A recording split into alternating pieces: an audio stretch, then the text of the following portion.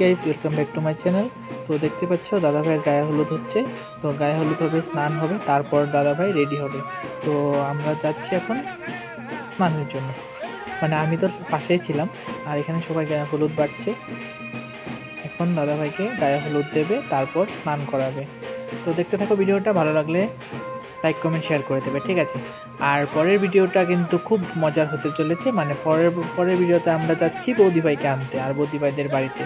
তো বিয়েটা হয়েছিল ভবনে। তো এখন স্নান পর্বটা দেখে নাও। তারপর এখানে অনেক হাসি ফুর্তি মজা আমরা অনেক করলাম।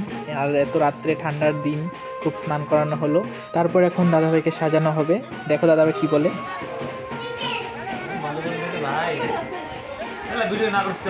জামাই বলে কথা, একটু লজ্জা তো পেতেই হবে, সেই জন্য বলছি ভিডিও করিস না। আবার কিন্তু সুন্দর করে তাকিয়েছিল ক্যামেরার দিকে। তো আমি দিদিভাই মেকআপ করে দিল, চন্দন পরিয়ে দিল। তারপর আমি আর জামাই মিলের ড্রেসটা পরিয়ে দাদাভাইকে পুরোপুরি রেডি করে দিলাম।